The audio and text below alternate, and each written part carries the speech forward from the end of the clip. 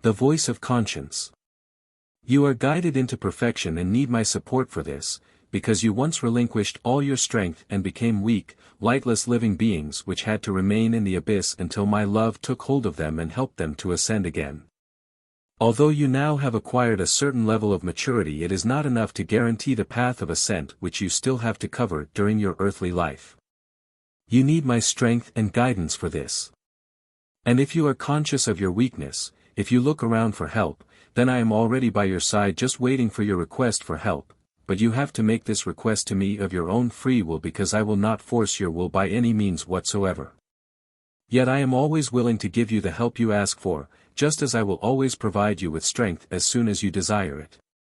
And in order to awaken this desire within yourselves, I occasionally will let you feel your weakness and darkness particularly strongly.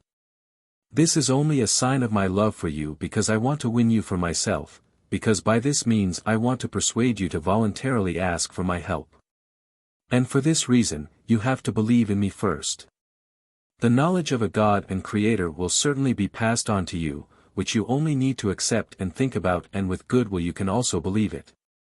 You can rest assured that I will help you to acquire firm faith if only you have the will to think and act correctly, if only you will listen to your inner voice which will always guide you correctly. And my voice will express itself in every person as their voice of conscience, but it can be heard or ignored, which is entirely up to the person's own will. Hence their voice of conscience will inform the human being of right and wrong. The voice of conscience will teach him about the fundamental law, about love, because as a human being he knows exactly what gives him joy and a sense of well-being and what causes suffering and misery. Therefore, he can also behave towards his fellow human beings such that it serves his well-being and protects him from physical harm. And thus, love can arise in him, and due to his love the light of knowledge will illuminate him too. Every human being can learn to think and act correctly because the delicate feeling expressed by the voice of his conscience was given to him by me. As soon as he takes notice of it, his nature, which at the start of his incarnation as a human being was still greatly steeped in selfish love, can change into love for other people. This then will guarantee a strong, living faith in me, his God and Creator, and then he will soon recognize his Father in me, who loves him and wants to draw him close to himself.